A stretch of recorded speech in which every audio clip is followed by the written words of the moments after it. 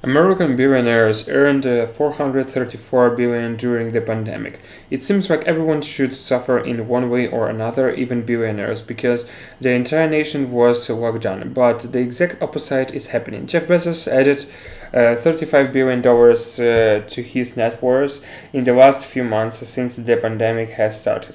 And even witness his net worth to his records high in the $189 billion.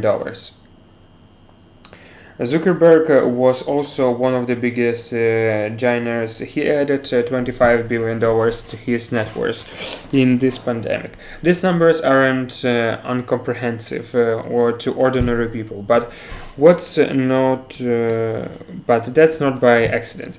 The modern capitalism world we have built over the centuries is designed to favor the rich over the, let's say, not so fortunate. They're actually much more expensive to the poor than the rich. It might sound a bit controversial, but hear me out, because when you have extra money sitting in your bank account, a lot of things suddenly get cheaper. So, before we start, just smash the like button, because apparently that's what the YouTube algorithm wants. And now, since we have smashed that like button, we can get right into the video. Leverage, the tool that keeps the rich richer. If you have ever tried to get a loan from your local bank, try probably ask to check your credit score. As the bank, you want to lend money to people who are financially responsible and have the means to pay back the loan plus interest on the top of that, which is the whole purpose of the bank.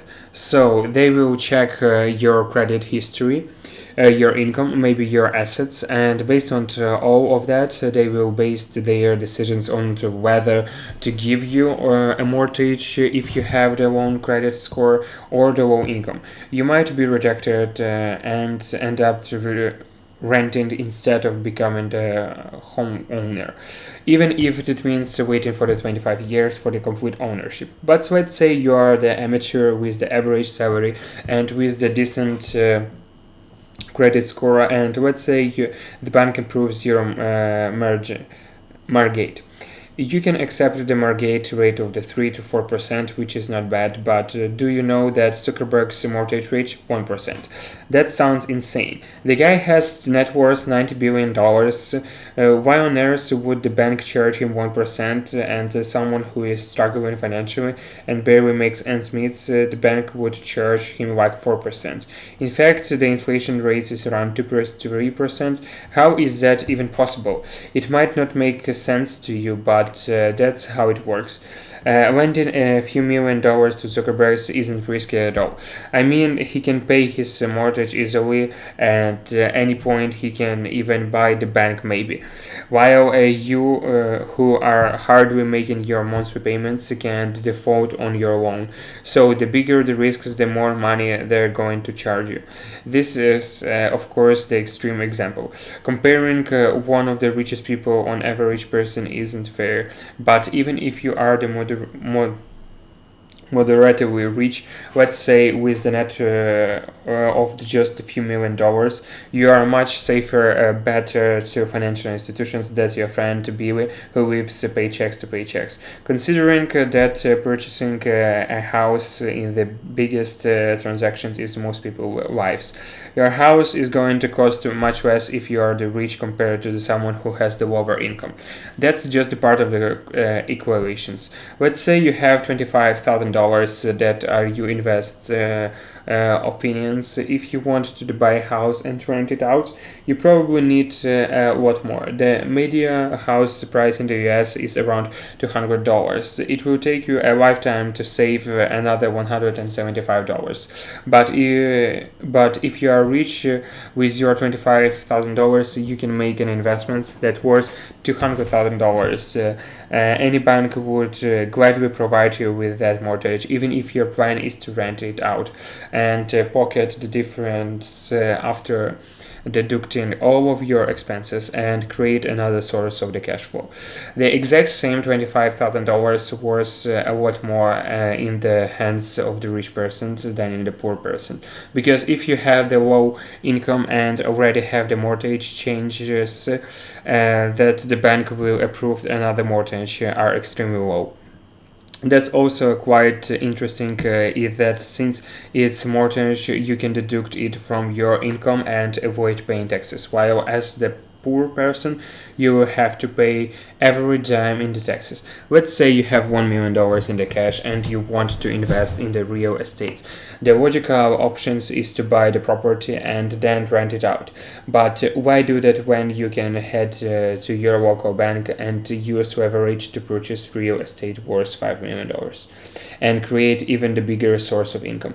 Let's say you came across an opportunity to purchase a car for $10,000. You buy the car and turn around and sell it for the $11,000. Congrats, you made $1,000 in profit. But there's a better idea. If you are leverage, you can borrow $990,000 and now you have $1 million.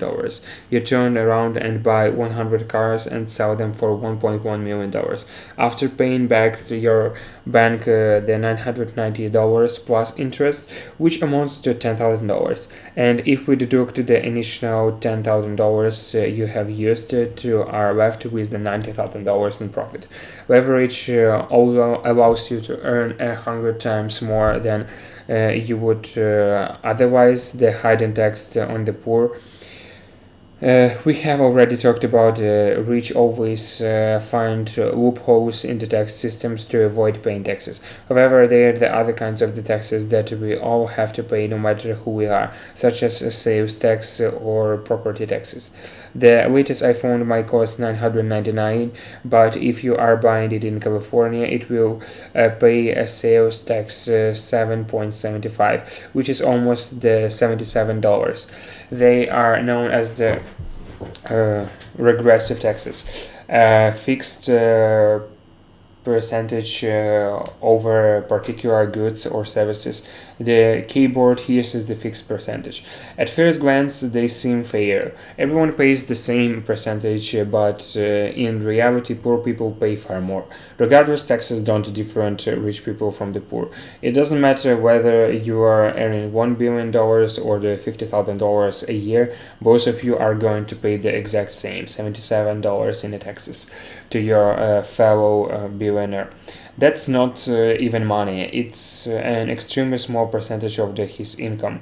But to you who is earning $50,000 a year, that might be 1 week of groceries. We pay regressive taxes every single day, every time we buy something. The missed opportunity, but the biggest cost by far is the opportunity cost. When you are struggling financially, your primary concern is to put the food on the table. You don't have time to think and complement to figure out what could be the next big thing. Opportunities are everywhere, but you need the time to figure out them. However, when you are the barely make ends meet, you don't even think about it and end up missing all of those opportunities to make much more money.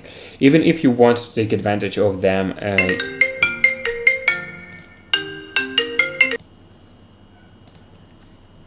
whether if you are financially free, you can take all the time you want to end up earning much more in the very short period.